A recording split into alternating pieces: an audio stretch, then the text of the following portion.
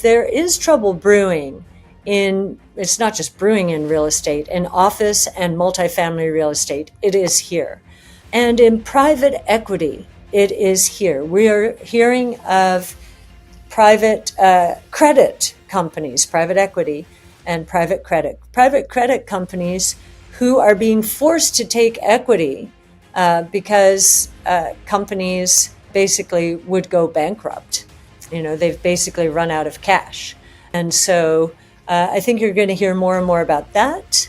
And we're also seeing a lot more bankruptcies, just poof. But these are not getting the headlines. One of these days, a bankruptcy will get a headline. This video dives further into Cathie Wood's most recent thoughts on the U.S. economy. Cathie Wood, the founder, CEO, and CIO of ARK Invest, has often presented her distinct perspectives on economic projections and market trends. Cathie has been warning of a strong rush for wealth and safety in U.S. stock markets, similar to the Great Depression of the early 1930s, and she just reinforced her negative assessment for 2024 and 2025. In her latest episode of In the Know broadcast, Cathie highlights crucial economic indicators and market signals that suggest turbulent times ahead for the U.S. economy and markets. One key concern is the growing number of bankruptcies and retail closures. According to data from retail tracker Coresight Research, there have been 24% more store closures in 2024 compared to the same period last year. While some stores like Dollar General and 7-Eleven are planning new locations, overall location openings have declined by 4% compared to 2023. Cathie Wood cautions that despite the official narrative of economic stability, there are increasing indications of impending problems, which might send the whole economy into a severe recession. Let's hear Cathie Wood's analysis and explore what these signals mean for the future of the U.S. economy and the markets. When I went through all of the economic indicators and said, okay, this one came out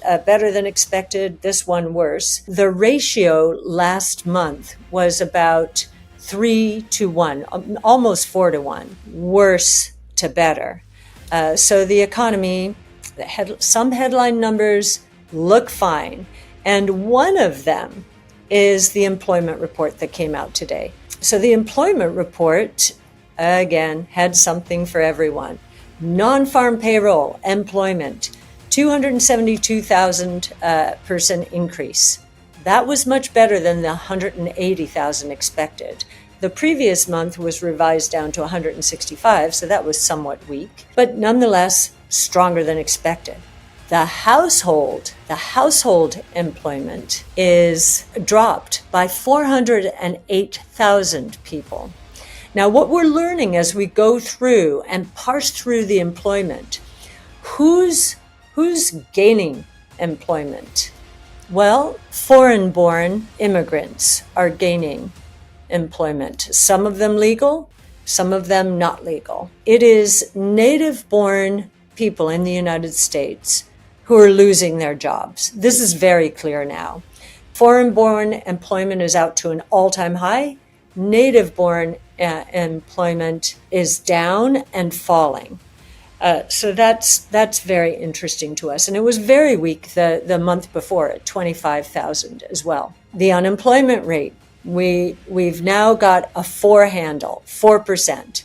Remember, it had been in the low 3% range, and then it picked up to the high 3% range. Now we're at 4%. That was worse than expected. Average hourly earnings, better than expected if you're a wage earner, but worse than expected if you're the Fed, 0.4%. Expectation 0.3%. Now, the previous month was 0.2%, and so maybe that averages out to 0.3, but nonetheless, hotter, as the Fed would say. Average work week was just flat. Private hours worked, pretty flat. That's not a strong sign. Temporary help, the last indicator that I think the Fed really pays attention to, down 14,000, and it was down 12,000 the previous. So it has been in a declining trend for a while, as have the leading indicators.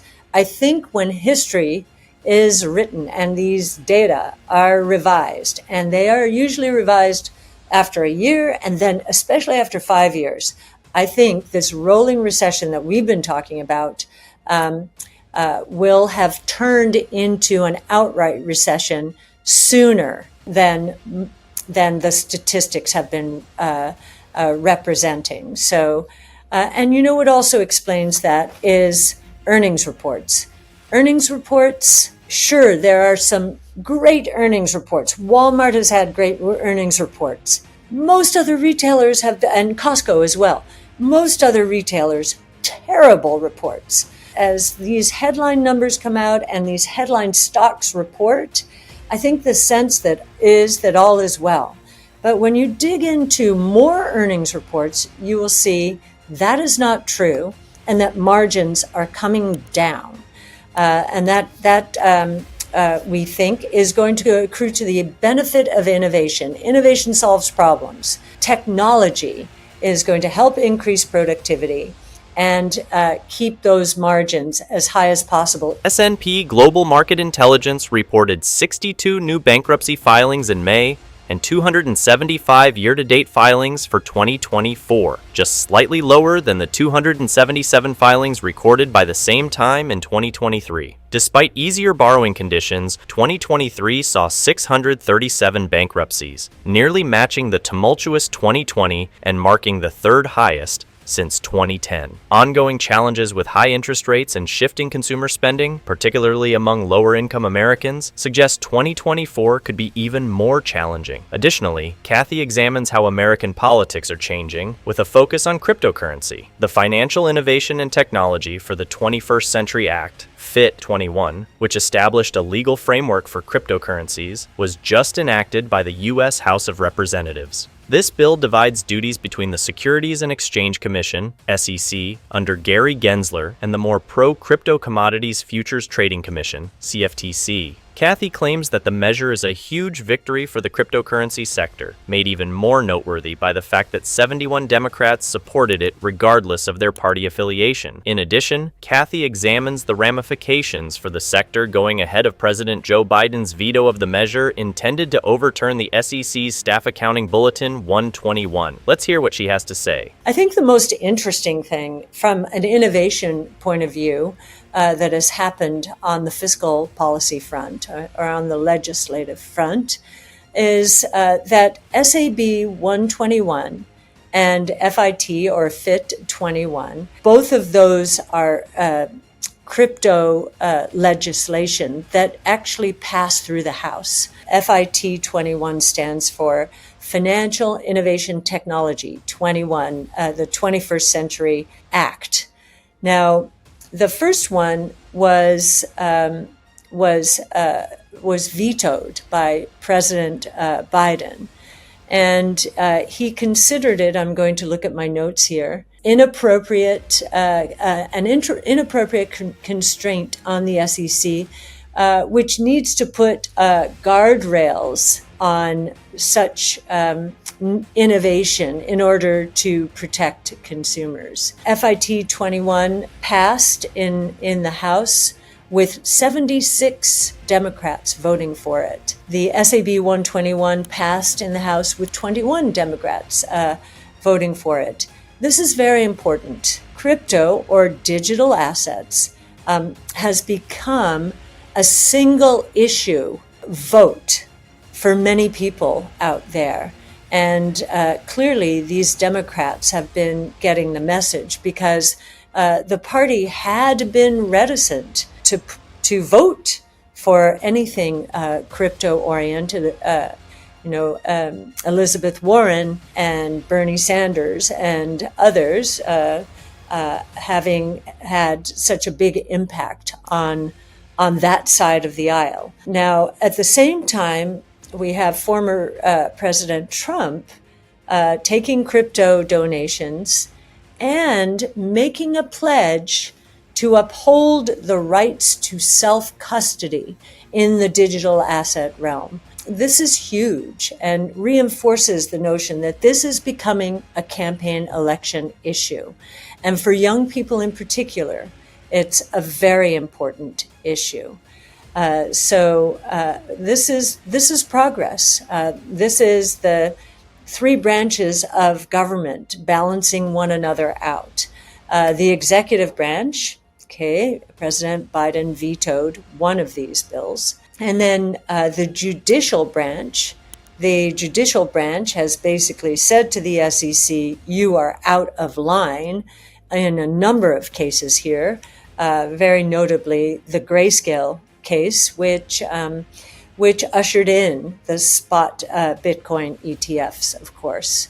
And so we're focused on it and happy that it's an election issue as these pieces of legislation pass the third branch of government, at least one part of the branch, that's the House. It remains to be seen if the Senate will take up the FIT 21 Act. It is an election year. A number of Democrats are voting now on the side of crypto, understanding how important it is to a significant portion of the electorate out there. So that's the most important thing that's happened on fiscal policy. And normally we're not talking about innovation when it comes to fiscal policy. We're talking about taxes and spending and so forth. And those are campaign election issues.